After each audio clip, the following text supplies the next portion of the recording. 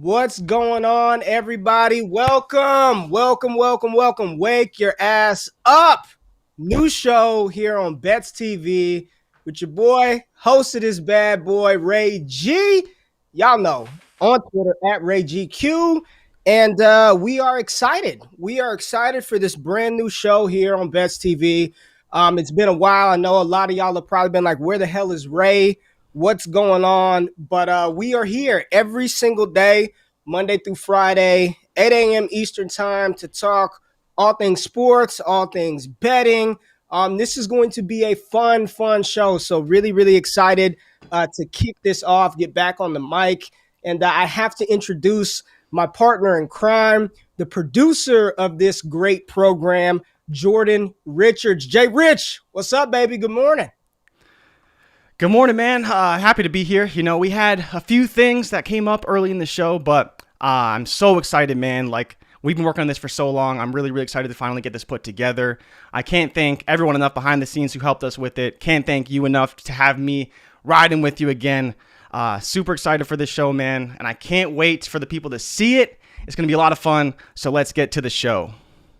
Yeah, man. Well, the thing is, we're doing this live. Most of our content, we did like pre-recorded before. For those of y'all who don't know who I am, who the hell I am, what this show is about, I'm the creator of Destination Devy. It's a college football sort of service that we started a couple of years ago.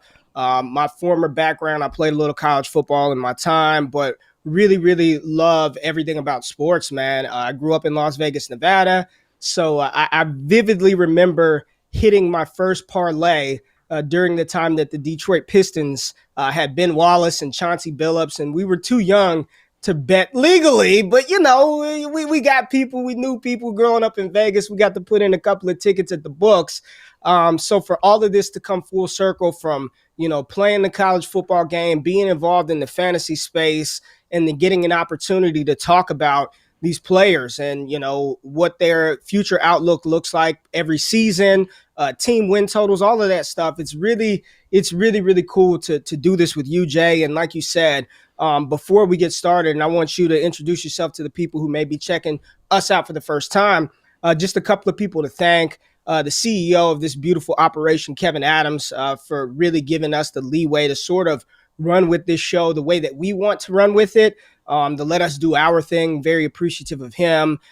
Elliot Christ, a lot of other investors behind the scenes, Steffi Smalls, and the amazing job that she's done on the social team. George for creating the beautiful graphics that you see here on the screen. So there was a lot of work from a lot of people behind the scenes to make this come to reality and give us the leeway and the freedom to do what we do best, man. So before we get started, I just wanted to get all of those pleasantries out of the way. It's early in the morning. Jay, just let the people know where you came from, how the hell you got into this. And I mean, are you up and awake and ready for this show, man?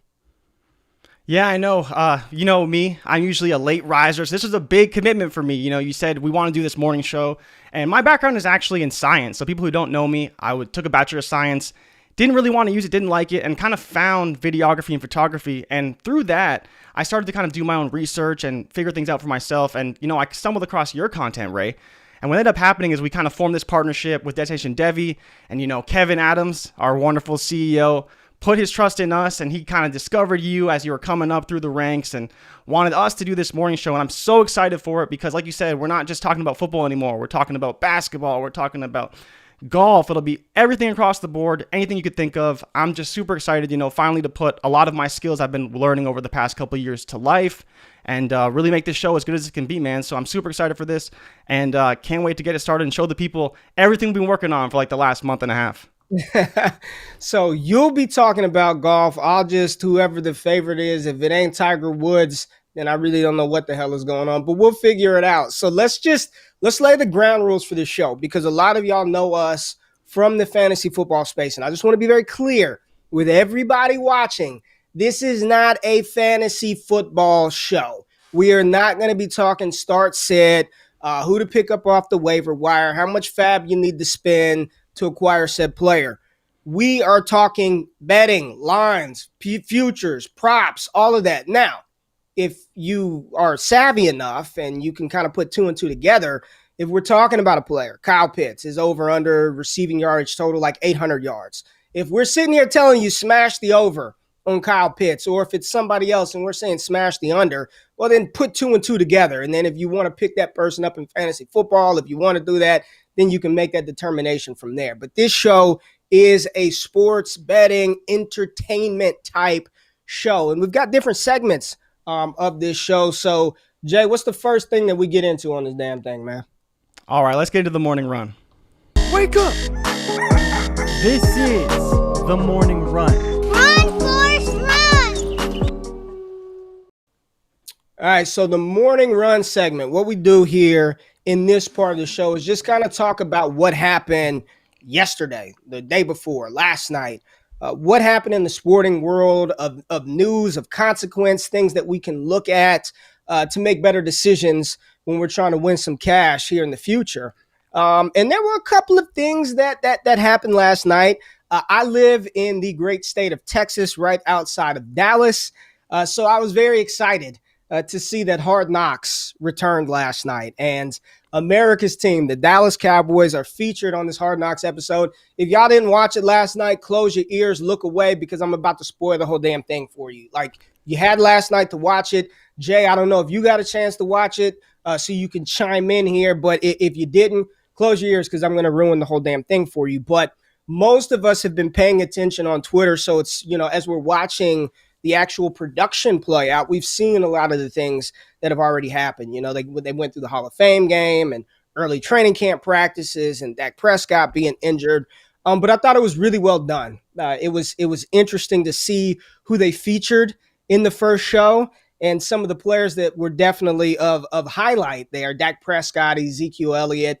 Those are players who are in the news as far as the NFL, the betting world, and, those of you listening from the fantasy space. Those were the players who were featured. And, it's crazy because it starts off and they showed Dak Prescott's dangling ankle 10 times. And my wife is covering her eyes, can they stop showing that? But the whole story, the big thing about Dallas, and if they're going to succeed this season, make the playoffs, win the division, push for a Super Bowl title, it lies on the legs and the shoulder of Dakota Prescott. That's really where the Cowboys start at. And that's what Hard Knocks featured and really focused in was Dak Prescott. So, the Cowboys are an interesting team. They're an interesting team because they have so many different elite type weapons, from their offensive line, which looks to be healthy. One of the best young running backs in the game. Oh, he's year 5, year 6 for Zeke, so I wouldn't consider him young, but one of the best running backs in the NFL. One of the ascending talents at the wide receiver position, who's been the star of training camp, in CeeDee Lamb. And then, Pro Bowler Amari Cooper. You've got Michael Gallup. You've got these tight ends. You've got this charismatic rookie defensive linebacker, defensive weapon, Micah Parsons.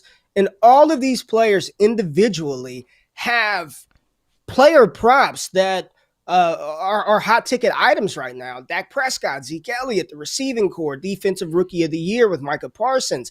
Is this team going to win the NFC East, where it seems to be up for grabs right now? And in my opinion, Dallas should be the front runner for that division. But did you get a chance to watch the Hard Knocks episode last night, Jay? No, unfortunately, here in Canada, we don't get it. It's not actually featured because it's weird rights issues with HBO. They haven't sold us the HBO package. So no, I didn't get a chance to watch it. So it looks like it's going to be ruined for me each and every week. But that's okay, I know you'll tell the story well. I'll still watch it. I love HBO's production more than anything else, being the video guy that I am. And so I'm definitely excited to watch it, but you'll have to spoil it for me for today and for the people. I mean, I just kind of went into what it is, and we'll get into some of those player props and win totals and things of that nature. But we also had some summer league action pop off last night, and we got to see the number 1 and number 2 overall pick, Cade Cunningham and Jalen Green, go at it. I know you watched some of that because I saw you post some of the highlights there. But man, listen. These are the props that we need to pull up. I know when we get to that part of the show, when we get to the NBA part, this is going to be fun because both of these players, man, Kay Cunningham, what did he drop? Like 20 some? I know both of them scored in the 20s last night. I think Jalen Green outscored him. But man, listen, both of these guys, number 1, number 2 overall pick, look like they're going to be monsters in the NBA. And I think this race for NBA Rookie of the Year, last year, I think a lot of people were thinking LaMelo Ball from the jump. This year, I have no clue who is going to win the NBA Rookie of the Year. I think Cade is going to have every opportunity to pull that home, being, the number 1 overall pick. But damn, Jalen Green looks good too, bro. Like, I'm real impressed with what I've seen from a lot of these young guys early on in summer league action, Jay. Yeah, like especially with Jalen Green, right? He played in the G League, so he kind of has a little bit of a leg up depending on how you think about competition. But the thing with Cade that you can't forget is how poised this guy is. You saw that thing I posted on Twitter, that little, Jalen Green wants to reach, go for the steal. Cade hits him with the little behind the back and wets the 3. So you see the kind of the poise with Cade, and that's why he's probably the front runner. But I think when it comes down to it, you have Jalen Suggs on Orlando, you have Jalen Green on Houston, you have Cade Cunningham on Detroit. 3 terrible teams, right? Yeah. But when it comes down to it, right, it may just be who takes their team to the next level the best, right? All those teams need a lot of help. These players are going to be relied on to do a lot for their franchises, but who can ascend their team the farthest is probably going to be who wins Rookie of the Year. But we know that Rookie of the Year in the NBA isn't exactly a results-driven award the way it is in some other leagues. Yeah, man. I think it's gonna be interesting, man. And I don't have those lines pulled up, and we'll get to that later on. But I love, you can tell with basketball, man. Like it's a little different than football. A lot of times we say we got to be patient with these rookies, give them time to learn. Bro, if you can hoop, you can hoop, and you can tell very early like what players can just go score, can go get buckets, who can hoop. And Jalen Green, Cade Cunningham, Jonathan Kuminga from the Golden State Warriors, lottery pick, Jalen Suggs, as you talked about, them cats can hoop, and you can see it right away. So I think we're going to have a lot of fun diving into the NBA as far as these rookies are concerned, who's going to take home the gold, the trophy for Offensive Rookie of the Year, for NBA Rookie of the Year. But we also, there's some more NBA news that popped off yesterday that really came to light, and you brought this to my attention, and Dennis Schroeder. And the reason why we're talking about these moves affect what these teams, future outlook could look like. If Dennis Schroeder stays in LA and Russ doesn't go there, does that change LA's title odds? Does that change, them winning the Western Conference? But this whole Dennis Schroeder thing is wild to me. And I had no clue it was happening until you brought it up. But the dude was offered, 4 years, $80-something million, apparently. $84 million, from LA. Yeah, turns it down and then bets on himself. And I appreciate that. I'm a cat who likes to bet on themselves, right? Like, I know what I'm worth. I know how good I am. Like, I'm a bet on myself. It worked out for me. It didn't work out very well for Dennis Schroeder, who turned down $80 million and ends up signing a 1 year, $5.9 million deal. Like that's correct. He fumbled the bag in every single way. Is there anything I'm missing about this Dennis Schroeder thing? Is that pretty much the long and the short of that situation? Well, I'm curious, man. Like, it's still very new. This broke yesterday, the actual official contract. And I'm curious if there's anything behind the scenes we don't know. I think in NBA circles especially, what people kind of think is Dennis felt too good about himself. He's been trying to get a big contract when he was in OKC. He had a great season with Chris Paul, learned from him. Then he ends up in LA, and now it's kind of like, what's going to happen with him? Is he going to get that big contract he's been looking for? He turned it down from the Lakers. Now he can't even get the full mid-level exception from the Boston Celtics. No one's probably offering him the money he wants. I'm sure it's affecting him mentally. I hope that he figures it out. But it's crazy when you think about he threw away basically almost $80 million in the span of a few weeks because LA offered him this contract. He didn't want it. So you know what? They said, forget it. We'll go somewhere else. We'll go get Russell Westbrook. And like you said about the lines, that has kind of, in some ways, pushed the Lakers to be even bigger favorites in the West because they have Russell Westbrook now, MVP, perennial first team All-NBA. Like, Russell Westbrook's the real deal. He's very different from Dennis Schroeder. So I think as far as that goes, it makes a big difference. And I want to just touch on Eddie Fear in the comments here talking about Rookie of the Year. He said it's mostly driven on minutes. Eddie's a big-time NBA guy at FTN, so I definitely trust his opinion on that. But it's interesting to kind of see what's going to happen, like you said, with Rookie of the Year. But as far as Dennis goes, man, like you said, he fumbled the bag hard, and I hope he can get his contract, but it's been bad. Yeah, man.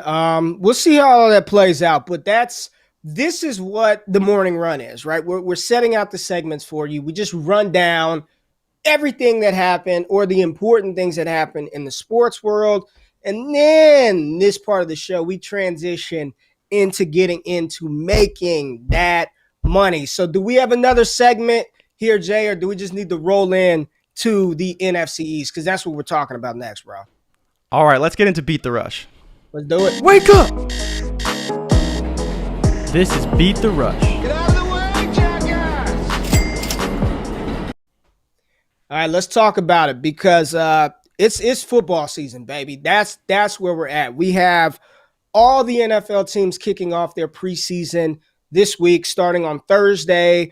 We get 2 games on Thursday. We get a bunch of games on Saturday, and then we get, I think, a game or 2 on Sunday. But Beat the Rush. We are trying to take a look at all the lines, odds, futures, to see what we can get in on early, right? I saw last week during the Hall of Fame game, our man Elliot Chris got an under, like, total points scored 55 for the Steelers and the Cowboys, which is insane. Like, I don't know. He definitely beat the damn rush because there was no way that these teams playing third, fourth, fifth stringers, guys who aren't even going to be on the roster, were going to score 55 freaking points.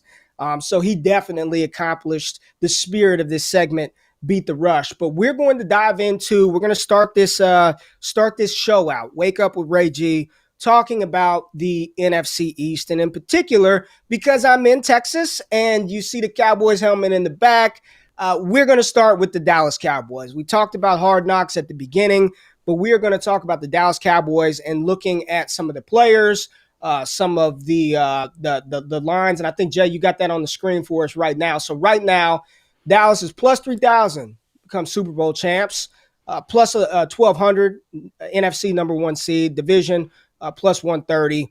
Over under 9 wins for the Dallas Cowboys, with the over being the favorite. And you see that man, feed the man, Zeke Elliott, right there on the screen. So let's just talk about the NFC East. Let's just talk about it. We've got the Giants, we've got the Washington football team, and we got the Philadelphia Eagles.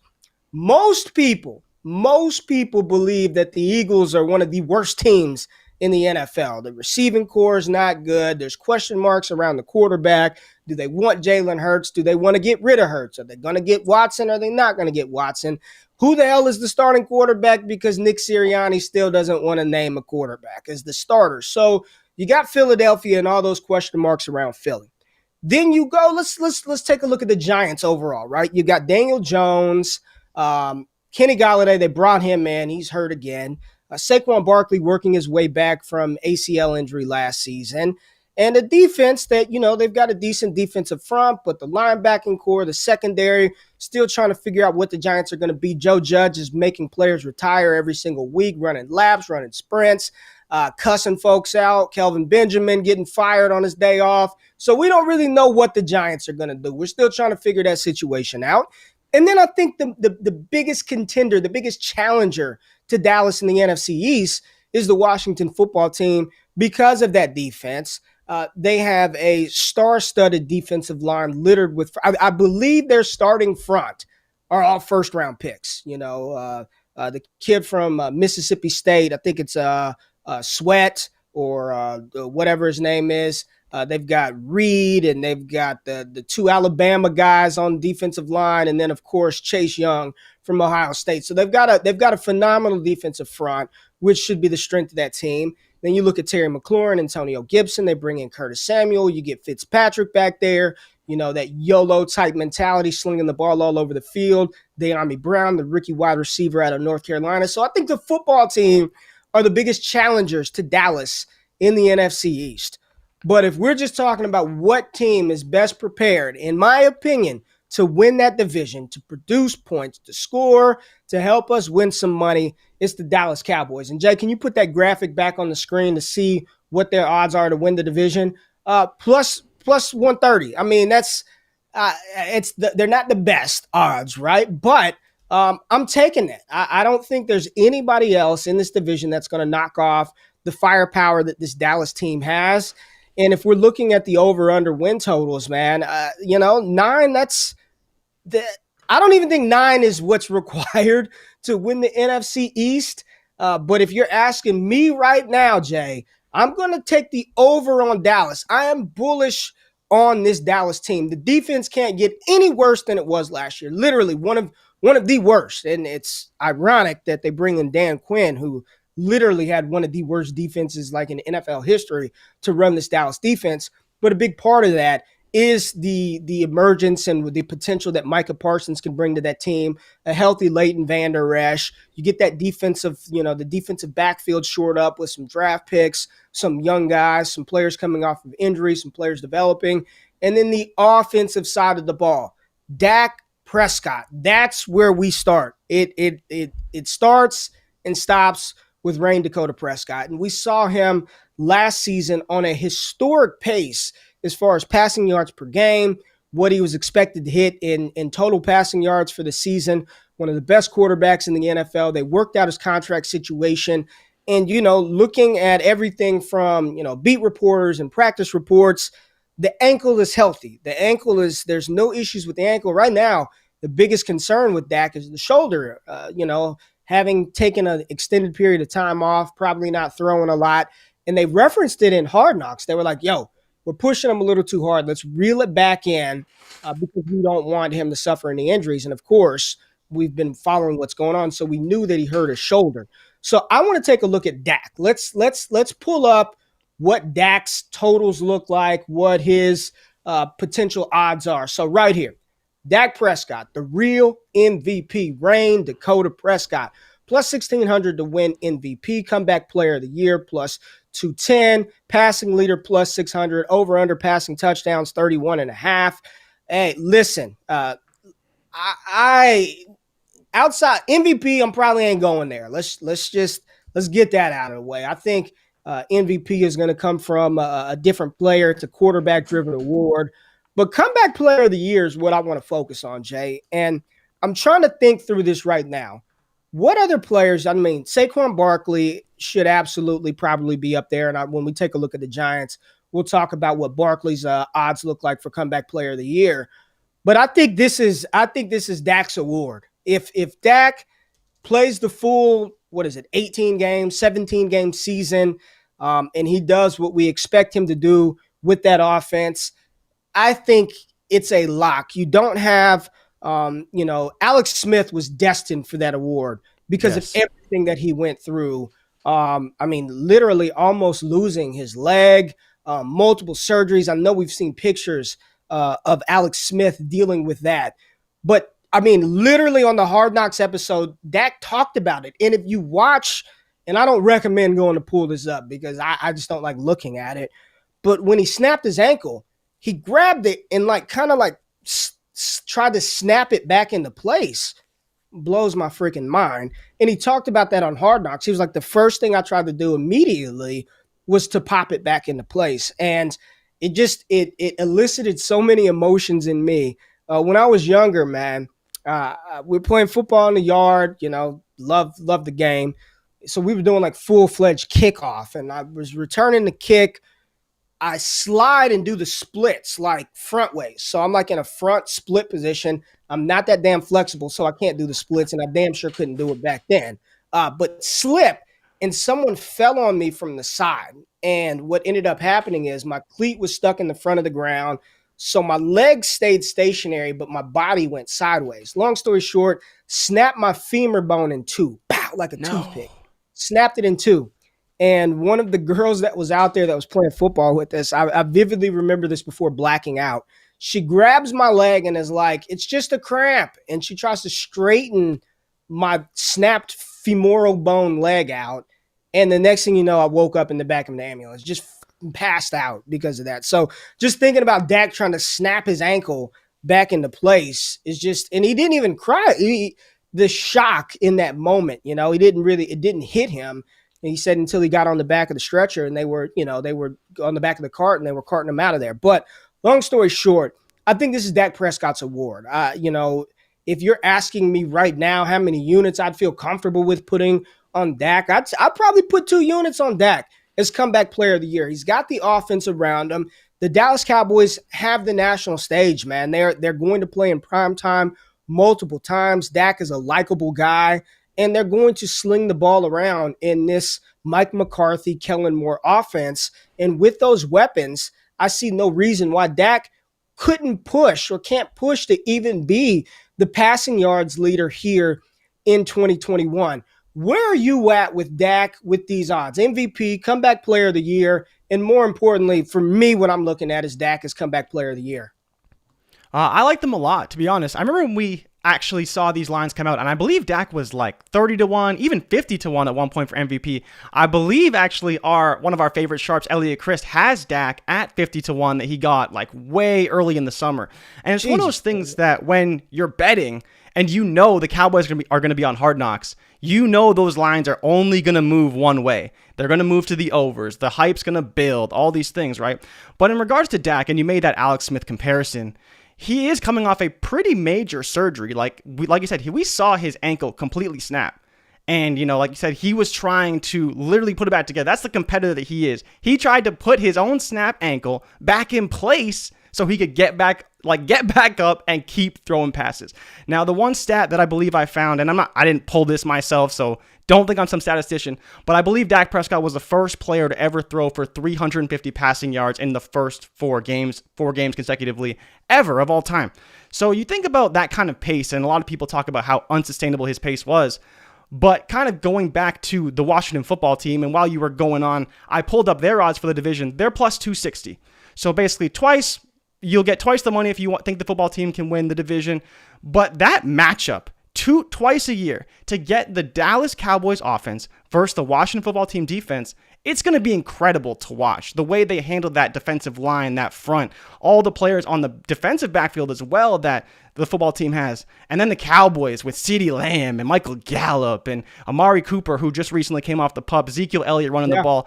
And if Dak is healthy, that is going to be one of the best matchups all year. Like, it's very rare you see an offensive team like the Cowboys go up against a stout defensive team like the Washington football team. But I think it's going to come down to, like you said, if Dak can rally the troops, get to 10-11 wins in this new 17-game season, and win that division, I see no reason why he won't win comeback player of the year. Saquon Barkley, I believe, is plus 600 or plus 700 to win comeback player of the year. So, we'll see. It's not really a running back award the same way MVP is not really a running back award. We see it sometimes with defensive linemen like J.J. Watt won comeback player of the year after his devastating injury. But I don't think that Saquon Barkley has the same star power that Dak has in regards to winning that award and being that front runner. Dak's the front runner, and I think he's going to win it pretty easily, in my opinion. I mean, I would say that I do think Saquon is in that realm, right? But the reality is it's hard for me to see them giving that award to anybody other than Dak. And I think what was so interesting about that injury, like when Saquon got hurt or when players, it seems like when they tear ACLs or Achilles, like it really, like it sucks, man. Like nobody wants to see that, right? Like nobody was like, oh, it's just an ACL, Saquon will be fine. But bro, the Dak injury, that I remember that day. And let me tell y'all something on this show. We got the comments up so I can see all the stuff y'all are typing on the side, and I see a lot of homerism. This ain't no homerism. I'm being very objective. There's no homerism whatsoever when it comes to the Dallas Cowboys for me. None. But when Dak got hurt, like everybody was just like, damn. You know what I mean? And I think part of that was his contract situation wasn't resolved at that point in time. He is a guy that, regardless if you like the Dallas Cowboys or not, I think a lot of people root for Dak. He's a likable guy. And when he was sitting on the back of that cart and everyone knew his season's over, what's going to happen? I remember a lot of people talking about that could be Dak's last game in Dallas. There was a lot of talk about him not even being back. I never thought that was a possibility. I was like, there's no way they're going to let that go because he is the heart and soul of Dallas, man. It's Luka and it's Dak. It's Dak and it's Luka. That's what drives this town, this city. But that injury hit hard for a lot of people watching that happen, because when you see the foot twisted one way and the leg is one, it's a wrap. Like, it's a wrap. All he's got to do, I don't think they have to win 10 games. I don't think they're going to win 11 games, man. I really don't. I think 9, 10 is like the absolute max, because there are a lot of question marks about that defense. I think all he has to do is play. If Dak plays the full 17-game schedule, he's going to play well. We know he's going to do well. He's a lock for that award. So in my opinion, that's cash money. That's cash money. You lock that in for Dak Prescott as comeback player of the year.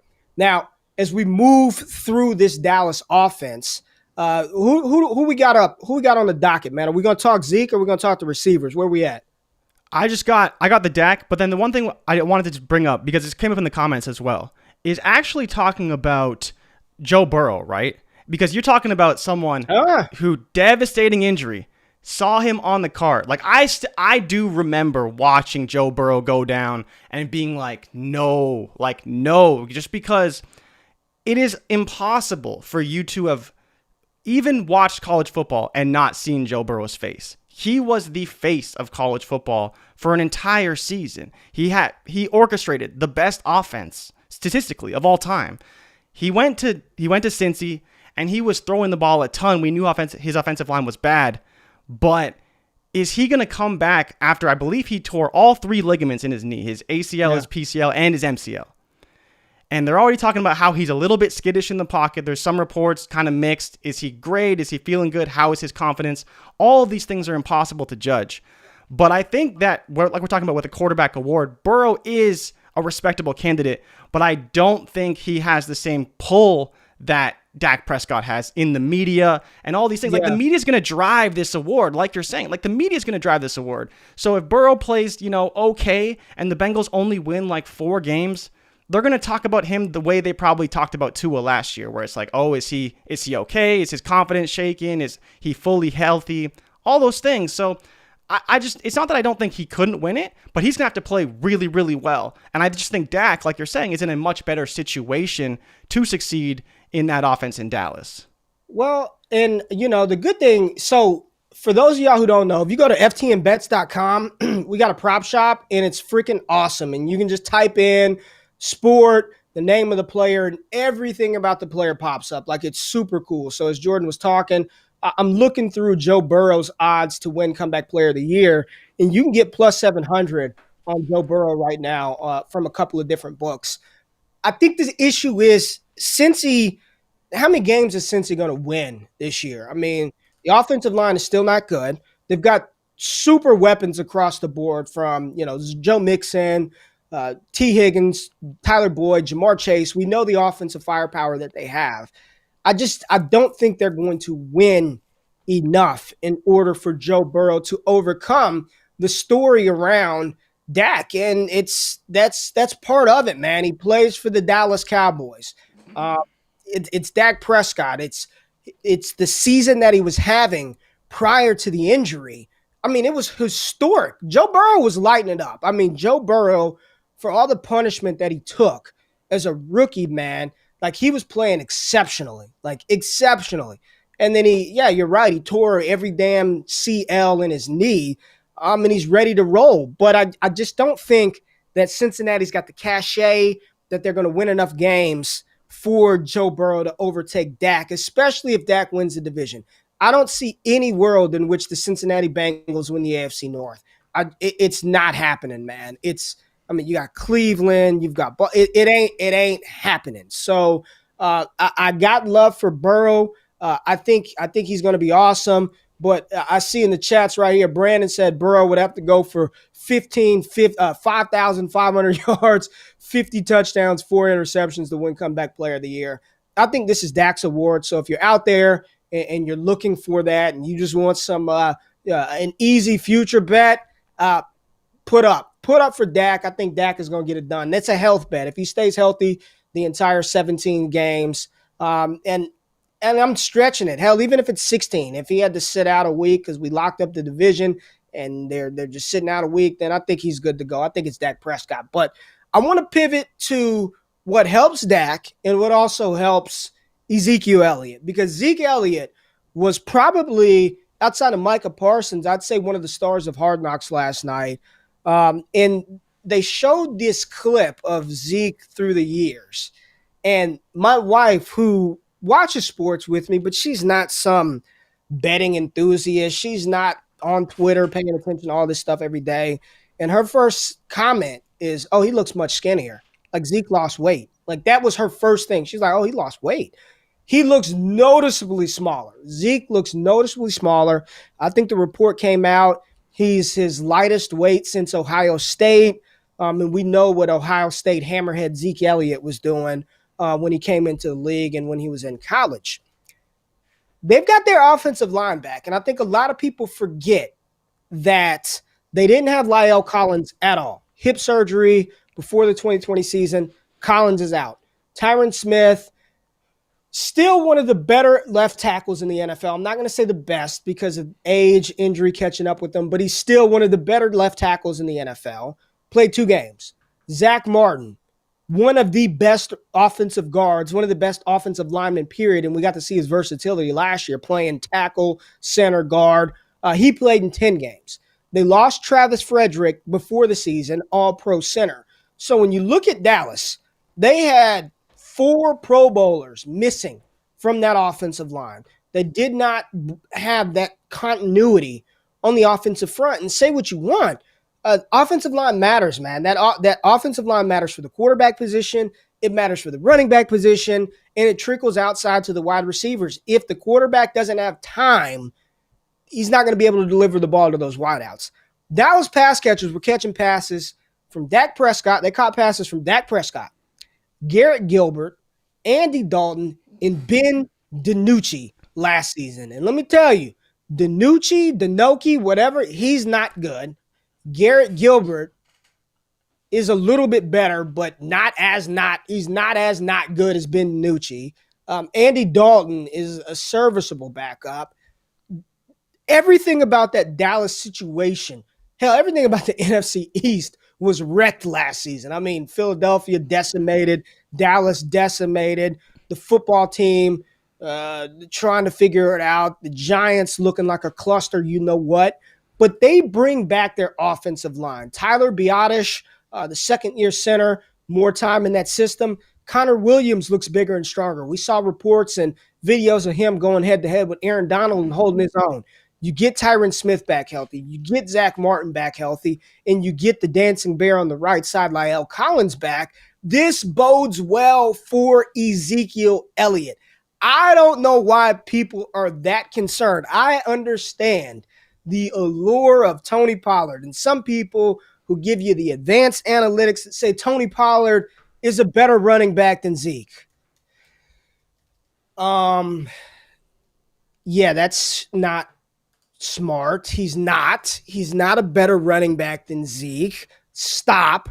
Tony Pollard isn't even on Zeke's level as far as a NFL hand the ball 20 times a game running back. And I'm not taking anything away from TP because I'm a big Tony Pollard fan.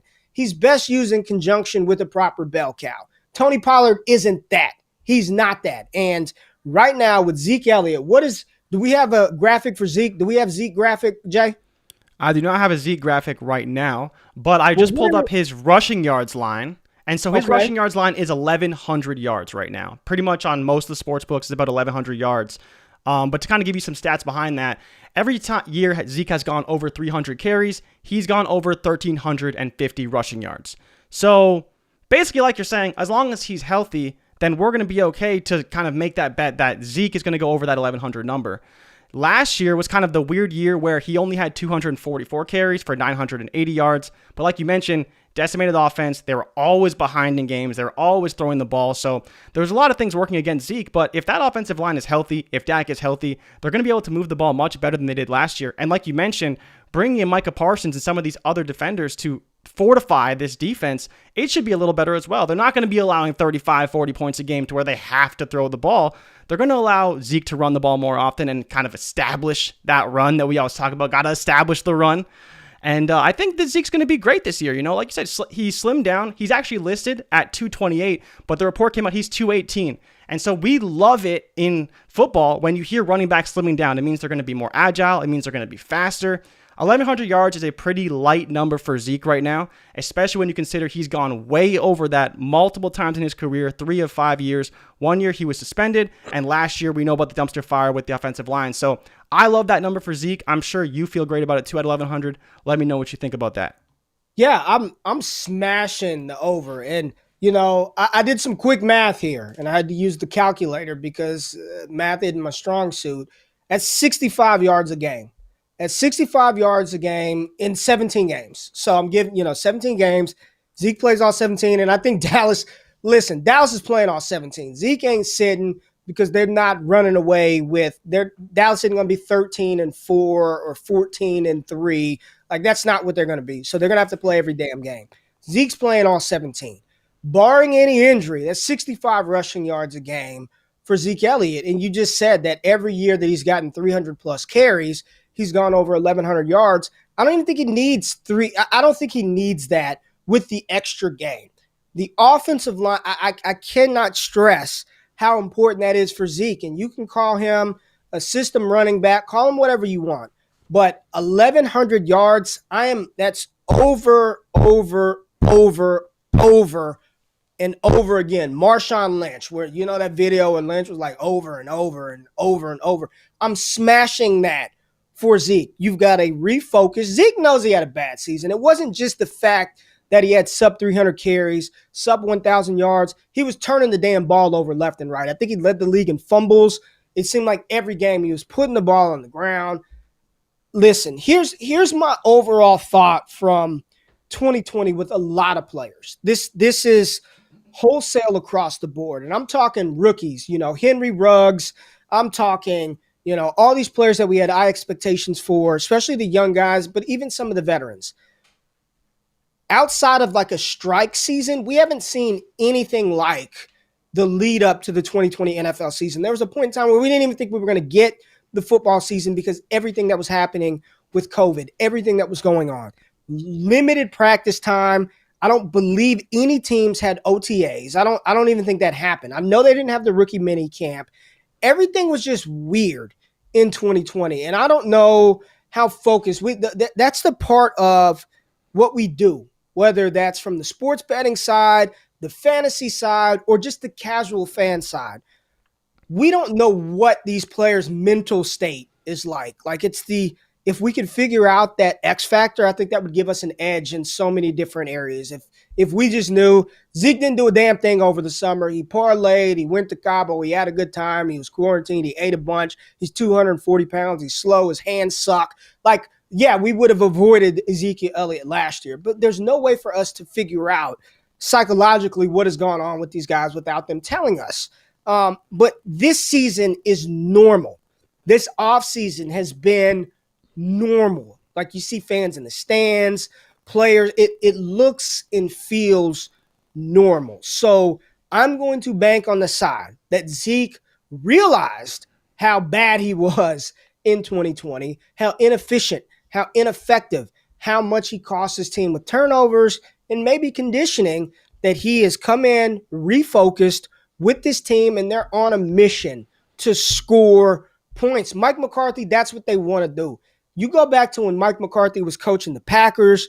I mean, everybody was thriving, man. Nelson, Cobb, Donald Dry, all these receivers, Greg Jennings, they were all thriving. James Jones. I mean, this is what McCarthy wants to do. They want to run and gun, score the ball, and with those pass catchers, that opens up running lanes. Like, there are so many things going well in Dallas's favor, and right now, at this stage, you're just praying for health. You want the offensive line to get through camp healthy. You want your receivers and running backs to get through the camp healthy. And right now, they are healthy. Dak's small injury early on. He'll be good for week 1. I think Zeke's touchdown total is more of the bet that I don't know. And I'm looking at it right now, 9.5. So 9.5, the over under, and the odds are exactly the same. I mean, I'm seeing minus 111, minus 111 for the over. I have no clue about touchdowns. That's one of the things that I did learn from my time in the fantasy football space, that touchdowns are like hard to bank on, hard to predict. And, when I'm looking at this situation, I'm looking for a team with a good offense that's going to have red zone opportunities, and that's Dallas. Now, the problem in this is Dak Prescott. Is he going to throw when they get inside the 5? Fades to CeeDee Lamb, slants to Amari Cooper, or are they going to line up in a split formation, zone read, Dak Prescott pull it down and runs it? I think Dak is good for 3, 4, 5 touchdowns himself, which takes away from Zeke. So I think the Zeke touchdown prop total is a little more like cause for concern for me, a little more trepidation, a little more hesitation to commit to the over on the touchdowns, because there are so many different ways that Dallas is going to score in the red zone. Unlike a team like, let's just say, the Pittsburgh Steelers. When Pittsburgh's inside the 5, I think it's about to be slam Najee Harris until the wheels fall off. I just foresee that happening. Whatever his touchdown total is, I don't even know what it is. I think it's something low too for Najee Harris, but I'm taking the over. Right now with Zeke, if you had to ask me, Jay, I'd probably take the under on Ezekiel Elliott rushing touchdowns. But I do think if we're looking at total touchdowns, he is going to catch a couple of screens, flare outs out of the backfield, probably have a couple of receiving touchdowns this season. Where are you at with Zeke and the touchdown total for the Cowboys this season? Yeah, man, I think you nailed it, honestly. Like, I was looking up the stats for Zeke, and he's kind of right in the middle. So if you're at 9.5, he's got to get double digits, which isn't difficult for him. He's done that twice in his career. But like you touched on, Dak is good for usually around 5. I think his first 3 years in the NFL, he had 5 rushing touchdowns. And even last season, we saw him pull it for, I think, 2 in one of his, I think it was his last game before he got hurt. So it's like, what do we do with this offense? And then you talk about CeeDee Lamb, and you were touching on this real weird offseason they had last year, and he was talking about in an interview with NFL Network how this is like super strange for him. Like, he's never had this kind of offseason before. I'm pretty sure he's never even been to Oxnard before. He was working out with Dak Prescott throughout the summer. So it's like a completely new experience for all these guys. And that to me is what makes them so special, like so special. Justin Jefferson, 1,400 yards, broke the rookie record. He didn't even play in the first 2 games. He was running with the third stringers in training camp and throughout the preseason. People were like, oh, he's not ready. He doesn't know the playbook. And he's out here breaking records with no preseason, doesn't know the playbook apparently. All these terrible reports behind BC Johnson. No disrespect to BC Johnson, who I believe unfortunately just tore his ACL. So it's like you see these guys now, they are actually working with their quarterbacks. They're actually on practice fields. They're actually in training camp. What is their ceiling? Like, what does that look like? But to get back to Zeke, I think is tough. And I think I would be with you on the under because I just don't know what they're going to do in the red zone. And with what we're seeing from CeeDee Lamb, man, I know the fade is the worst play in football, but I would throw it to him. How could you not? How could you not? He's coming down with fades, jump balls, anything you want. He's coming down with it in the red zone, or if it's just a random play in training camp. So for me, I'm all in on CD this year, and we'll get into his prop for sure. But as far as Zeke goes, we may have to just temper the expectations on the touchdowns because touchdowns aren't sticky, you know? He may get 15 one year, he may get 8 the next year, and that's what we've seen from Zeke, and that's what you have to expect when you're doing these things and you're making these projections and you're kind of statting out these players. 10 is a very good number from the books on Zeke, and I think I'm fine with the under. If you really believe they're going to establish the run, then maybe you go for the over, but I think the under is the better play here, and I'd be very comfortable taking that even at 9.5. Yeah, I'm with you. The under is where I'm at with Zeke, and you touched on Lamb. We are not going to get into the receivers today. The good thing about this show is we're on every damn day, so we don't have to rush and force feed and try to condense stuff. This is going to be a natural conversation. And, I'm looking at the comments right now and I'm seeing other people. Brandon says the under. You've got some other people saying that they agree. There was a comment that popped up that I want to just touch on real quick. Does Dak still get comeback player of the year if Dallas doesn't win the division? And I think that's a very interesting point. If you are not on board with Dallas winning the division, can Dak still win comeback player of the year? I'd like to say if Dak here's the thing. If Dak does what we think Dak can do, 4,500 plus passing yards, 30 plus touchdowns, giving you 400 yards on the ground potentially. If he has a monster season, I still think he can win it because I believe the Giants won the NFC East last year, and I know the No. Alex. Whoa, No, whoa, it was whoa, whoa. it was Washington. The football team. Yes, sir. Yeah, it was Because Washington. Alex Smith led them, remember? Don't forget that. That's right. Alex Smith actually right. led them, right? He led them. And that Right. was part of the reason why, like, him coming on the field is one thing. That's amazing. But he did lead them to that division title, which was a big thing for him and why he ultimately won Comeback Player of the Year. Well, I mean, I think we just have to go through the list of the players who were out and see if Joe Burrow or Saquon Barkley, and I really can't think of anybody else. What would be interesting, and I know it's not. I know he won't be eligible for it, but like if there were a dark horse, and I don't think he's eligible. He played enough. He wasn't hurt, but Antonio Brown, man, like if AB, I'm hearing we're getting vintage AB. That's what Bruce Arians is talking about. Like I know he played too long. I don't think he'd be eligible for it, but it'd be interesting to see what Antonio Brown does this season with Tom Brady. And I talked about some of his trials and tribulations over the past like 2.5 years, it seemed like. But I'm not sure, man. That's a really good point Stone brought up. I would still put my money on Dak. But you talked about CeeDee Lamb, and we're not going to get into the receivers today because there's a lot to dive into the receivers. But I do want to talk about Micah Parsons because he was by far the star of the show on Hard Knocks last night. The Dallas Cowboys first-round pick out of Penn State. And for those of you who just don't know, like, how freaking good Micah Parsons is, like, coming out of high school, he was a 5-star recruit. 24/7 Sports has him listed as the 64th ranked recruit in the history of their scouting services. He was a top 5 player nationally, 6'3", 240 pounds, running damn near a 4.3 40-yard dash. He can play off the edge. What was interesting, and I didn't know that he's calling the defense. Like, he's not the Mike Backer, but he was calling defensive formations, and that includes Leighton Vander Esch, Jalen Smith. He's out there calling defensive formations. We saw the explosiveness in the Hall of Fame game on the play where he ran down Najee Harris on a sweep. He runs down Deontay Johnson, who catches the ball on a tunnel screen, cuts it to the outside, and here comes Micah Parsons screaming like to catch him. And during the show, Vander Esch was like, yo, you need to chill out. Like, you don't have to make every play. And Parsons is like, I'm still young. I'm trying to make every damn play. Like, I want it all. I want all the smoke. And the most organic and cool moment from the show last night was he gets on the phone with Dan Quinn. And Quinn's pretty much telling him, hey, this is what you got to do. You got to widen out. But you're done for the day. And Parsons is like devastated. He's like, one more, man. I'm just getting warmed up. Let me get in there. And Quinn's like, I know, but no, you're done. You can't get back in. He hangs up the phone, and you would have thought that somebody told him that his dog passed away. I mean, he just looks so sad and dejected that he goes sits on the bench and he's like sulking. But I say that to say that's the type of mentality that this kid has. Now, I know there were some character concerns with him coming out of Penn State. Y'all go look that up on your own. We're going to dive into that.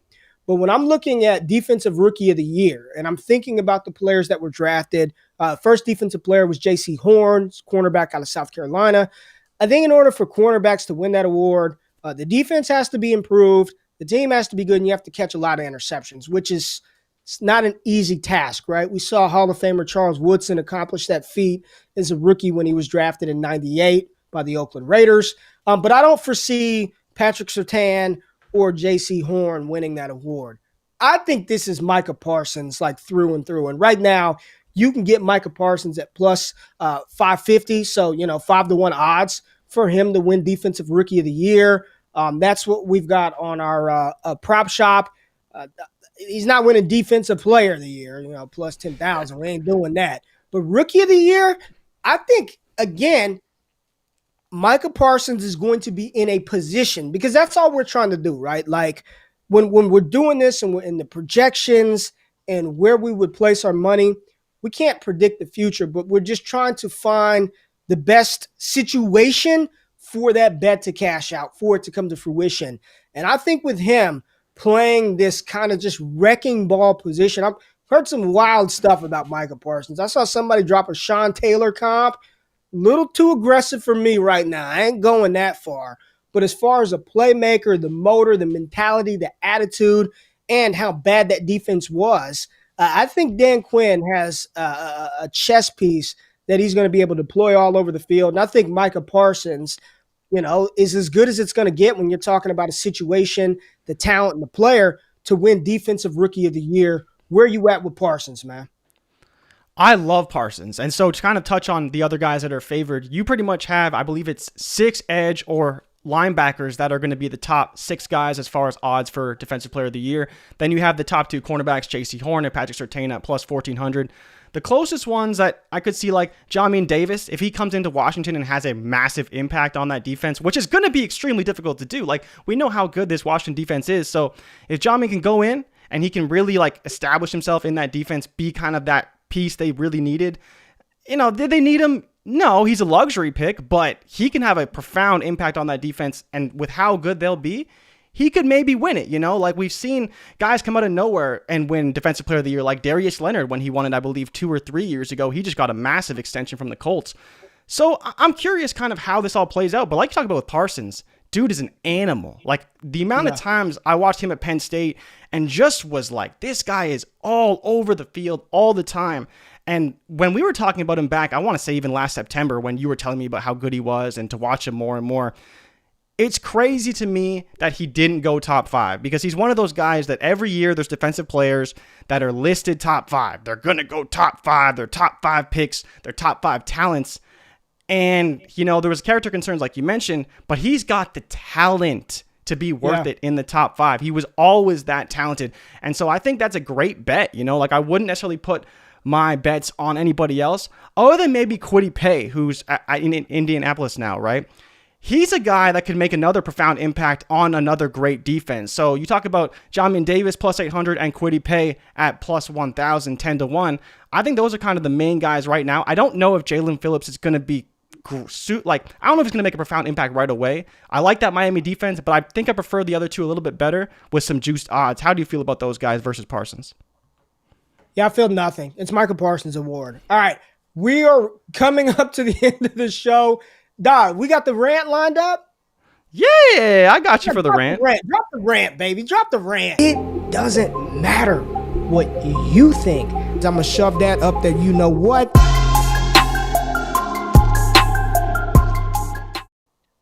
All right, y'all know I go on a tangent and I just go off and I rant away. So every day I'm going to have a rant of the day. And today, I want all you suckers out there who ridiculed and mocked and belittled and said he was a goofball and a clown to pay homage to the prophet, LeVar Ball. LeVar Ball spoke this thing into existence like nobody else. Like nobody else. To have not one, but 2 sons drafted top 3 in the NBA draft is insane. Lonzo Ball gets an $80 million deal from the Bulls. LaMelo Ball comes into the NBA, takes it by storm, is a fan favorite, wins NBA Rookie of the Year. And now, in Summer League, we're seeing the middle, the black goose. Steffi Smalls are like that goosey talk. LiAngelo Ball balling out in Summer League. The prophet LeVar Ball spoke it into existence, and we are very, very close to seeing all 3 ball boys in the NBA. And if Charlotte picks up LiAngelo, you get LiAngelo and LaMelo on the same team. All I'm saying is on today, August the 11th, pay some homage to the GOAT. That is the prophets. We need to write a book about LeVar Ball because he spoke it into existence. The ball boys are balling out, and damn it, I will never in my life doubt LeVar Ball again. We appreciate y'all tapping in for the first episode of Wake Up with Ray G. Every day we're doing this live, 8 a.m. Eastern time to 9 a.m. Eastern time. Make sure you tap in. You comment, wake your ass up with Ray and Jay in the morning. We out of this thing. Peace.